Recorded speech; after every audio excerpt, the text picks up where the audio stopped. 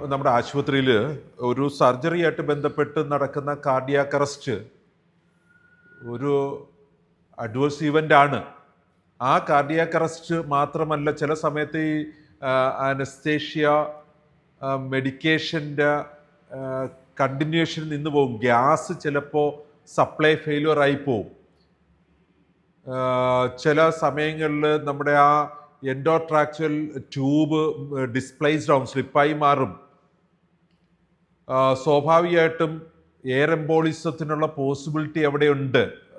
Sudden ഒരു stuck feel in the time of surgery ഉണ്ടാകാം പേഷ്യൻറ്റിനുമായിട്ട് ബന്ധപ്പെട്ട് ഇത്തരത്തിൽ സംഭവിക്കുന്ന ഏതൊരു അനസ്തേഷ്യ അഡ്വേഴ്സ് ഈവൻസും റെക്കോർഡ് ചെയ്യാനായിട്ട് നമുക്ക് മോണിറ്ററിങ് ഉണ്ടാവണം always the time of surgery.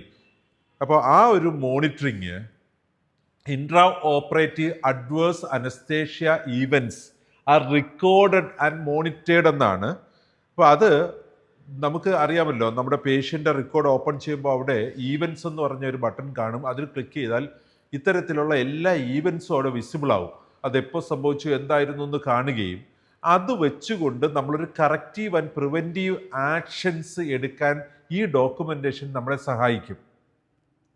നമ്മുടെ ഓർഗനൈസേഷൻ, നമ്മുടെ ഹോസ്പിറ്റലിൽ ഇൻട്രാ ഓപ്പറേറ്റീവ് അഡ്വേഴ്സ് അനസ്തേഷ്യ ഈവൻസിൻ്റെ ഒരു ഡോക്യുമെൻറ്റേഷൻ ഉപയോഗിച്ചുകൊണ്ട് കറക്റ്റീവ് ആക്ഷൻസ് പോകുന്നതിന് സമം തന്നെ പേഷ്യൻറ്റിൻ്റെ അനസ്തേഷ്യ നോട്ട്സിൽ റെക്കോർഡ്സിൽ ഒരു അഡീഷണൽ ഹെഡിങ് ആയിട്ട് ഈ ഈവൻസ് റെക്കോർഡഡ് ആയിരിക്കണം.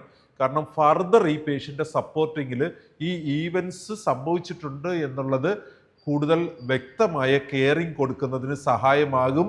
COP13 എന്ന് പറഞ്ഞ അനസ്തേഷ്യ റിലേറ്റഡ് സ്റ്റാൻഡേർഡ്സ് നമ്മളിവിടെ ഡിസ്കസ് ചെയ്ത് കഴിയാണ്. 10ാമത്തെ objective element intra operative adverse anaesthesia events are recorded and monitored, COP13J.